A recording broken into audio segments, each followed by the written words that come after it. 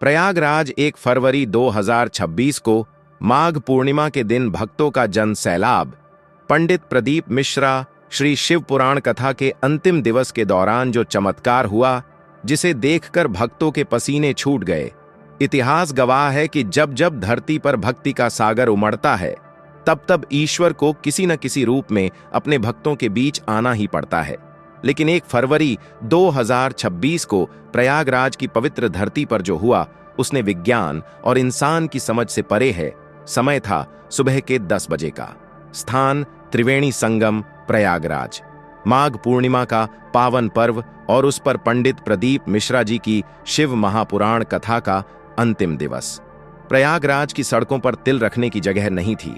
जिधर देखो उधर केवल भगवा रंग और हर हर महादेव के जयकारे गूंज रहे थे। प्रशासन के आंकड़ों के मुताबिक उस दिन संगम के तट पर करोड़ों से ज्यादा श्रद्धालुओं का जन सैलाब उमड़ पड़ा था। लेकिन किसी को नहीं पता था कि आज अंतिम दिन की कथा में व्यासपीठ से कुछ ऐसा होने वाला है जो सदियों तक याद रखा जाएगा। एक ऐसा चमत्कार जिसे देखकर पहले तो भक्तों के पसीने छूट गए, सांसें थम गईं, लेकिन अंत में आंखों से आंसुओं की धारा बह निकली। भक्तों, आधा अधूरा ज्ञान सुनना या छोड़ देना दुख और पाप का कारण बनता है। इसलिए इस घटना को अंत तक अवश्य देखें। अगर आप भी महादेव के सच्चे भक्त हैं तो इस वीडियो को लाइक करके चैनल को सब्सक्राइब जरूर करें और कमेंट में हर हर महादेव जरूर लिखें। तो चलिए बिना किसी विलंब के शुरू करते हैं। पंडित जी व्यास पीठ पर विराजमान हुए। आज उनके चेहरे पर एक अलग ही तेज था। जैसे ही उन्होंने श्री शिवाय नमस्तुभ्यम का मंत्र उच्चारित किया, पूरा पंडाल एक ही स्वर में गूंज उठा। वातावरण में अगरबत्ती की सुगंध और भक्ति का नशा ऐसा था कि लोग अपनी सुध बुध खो बैठे थे। कथा शुरू हुई।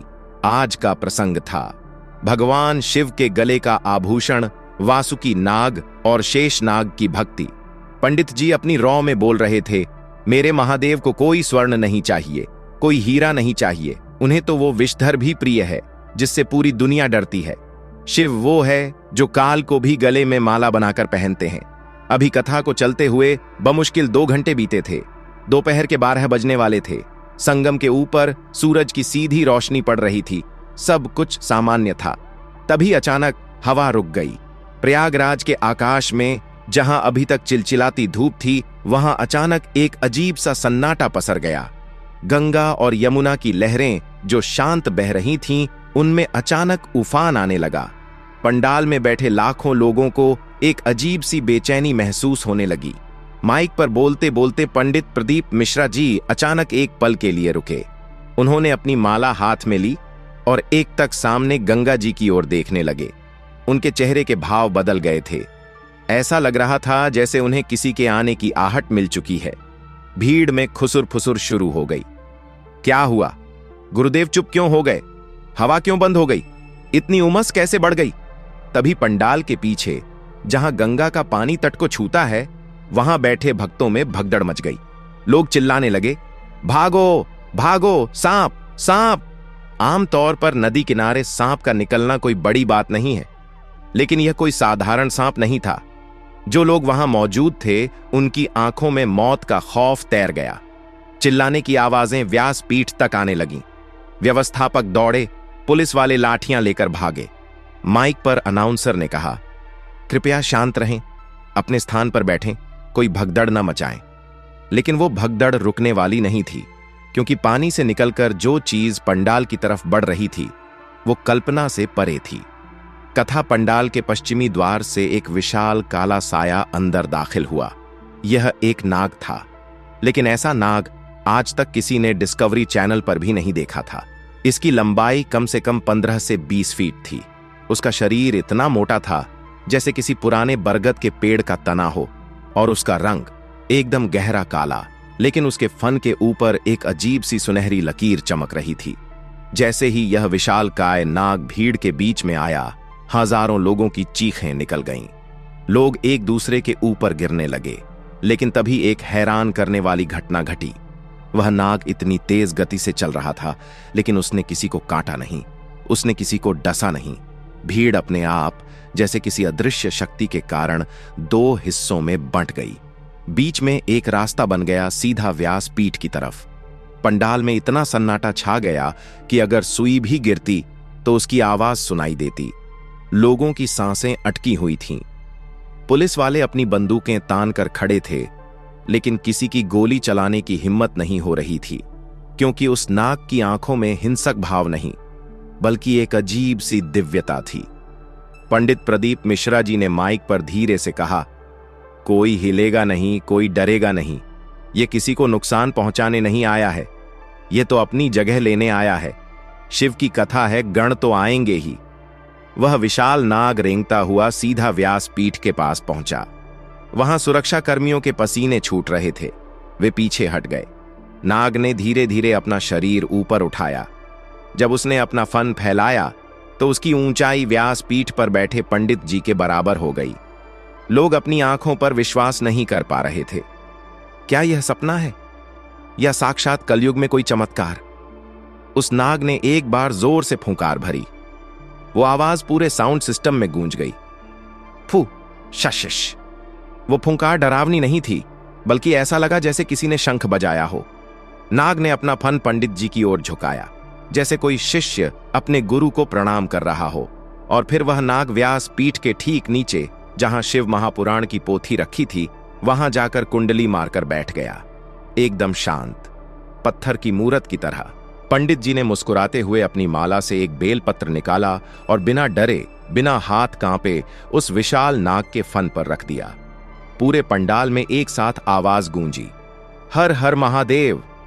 उस पल डर भक्ति में बदल गया। लोगों को समझ आ गया कि यह कोई साधारण जीव नहीं, बल्कि स्वयं नागराज हैं जो कथा सुनने आए हैं। जो लोग भाग रहे थे वे अब हाथ जोड़कर जमीन पर बैठ गए। कई लोग तो रोने लगे। इसके बाद जो हुआ वो और भी अविश्वसनीय था। पंडित जी ने कथा फिर से शुरू की। उन्होंने कहा, आज माघ पूर्णिमा है। आज मेरे भोलेनाथ ने प्रमाण दे दिया कि वो कण कण में है। डरिए मत, बस शिव का नाम जपिए। अगले 1 घंटे तक कथा चली। वह नाग, जो अगर चाहता तो पल भर में तबाही मचा सकता था, वो 1 इंच भी नहीं हिला। उसकी आंखें बंद थीं, जैसे वह ध्यान में हो। बीच बीच में जब ओम नमः शिवाय का जाप होता तो नाग का फन हल्का सा डोलता, जैसे वह ताल मिला रहा हो।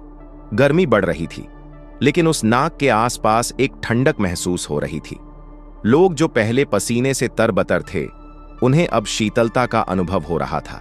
कहते हैं ना, जहां शिव होते हैं वहां विष भी अमृत बन जाता है। कथा समाप्त होने का समय आया। आरती की तैयारी शुरू हुई। जैसे ही आरती के थाल सजे और घंटियां बजनी शुरू हुईं, वह विशाल नाग अपनी कुंडली खोलकर खड़ा हो गया। लोगों की धड़कनें फिर बढ़ गईं। क्या अब यह हमला करेगा? लेकिन नहीं। जैसे ही पंडित जी ने आरती शुरू की, जय शिव ओंकारा, नाग ने 3 बार व्यास पीठ की परिक्रमा की। क्योंकि शास्त्रों में ऐसा वर्णन मिलता है, पर कलयुग में अपनी आंखों से देखना यह सौभाग्य ही था। परिक्रमा करने के बाद वह नाग उसी रास्ते से वापस मुड़ा जिस रास्ते से आया था। भीड़ फिर से अपने आप हट गई। लोग अब उस नाग पर फूल बरसा रहे थे। कोई उसे नाग देवता कह रहा था तो कोई शेष नाग का अवतार। वह नाग धीरे धीरे रेंगता हुआ गंगा जी के तट पर पहुंचा, और जैसे ही उसका शरीर पानी से स्पर्श हुआ, एक तेज रोशनी सी चमकी। शायद सूर्य की किरणें पानी पर पड़ी या कुछ, और देखते ही देखते वह विशाल शरीर गंगा की गहराई में विलीन हो गया। उसके जाने के बाद वहां रेत पर जो निशान बने थे, वे सामान्य सांप के चलने के निशान नहीं थे। वे निशान ऐसे लग रहे थे जैसे किसी ने ओम की आकृति बना दी हो। 1 फरवरी 2026 की शाम ढल चुकी थी। प्रयागराज में अंधेरा हो गया था, लेकिन किसी के दिल में अब अंधेरा नहीं था। जो लोग वहां से अपने घर लौटे, वो अपने साथ प्रसाद तो ले गए, लेकिन साथ में एक ऐसा किस्सा ले गए जो वो अपनी आने वाली 7 पीढ़ियों को सुनाएंगे। विज्ञान कहेगा कि वह एक बड़ा कोबरा था जो गर्मी से परेशान होकर बाहर आया था। तर्कशास्त्री कहेंगे कि यह मात्र एक संयोग था, लेकिन उस दिन वहां मौजूद करोड़ों भक्त, जिनकी आंखों से डर नहीं प्रेम के आंसू बहे थे, वो जानते हैं कि वो क्या था। पंडित प्रदीप मिश्रा जी ने अंत में बस इतना कहा, विश्वास है तो ईश्वर है, नहीं तो पत्थर है। आज महादेव ने बता दिया कि वो अपनी कथा सुनने खुद आते हैं। दोस्तों, क्या आप मानते हैं कि कलयुग में ऐसे चमत्कार संभव हैं, या यह सिर्फ भक्तों का भ्रम था? कमेंट में हर हर महादेव लिखकर जरूर बताएं। दोस्तों, इस वीडियो को अपने दोस्तों, परिवार और रिश्तेदारों के साथ शेयर जरूर करें। और वीडियो पसंद आई है तो वीडियो को लाइक करके चैनल को सब्सक्राइब जरूर करें और कमेंट बॉक्स में जय महाकाल जरूर लिखें। धन्यवाद।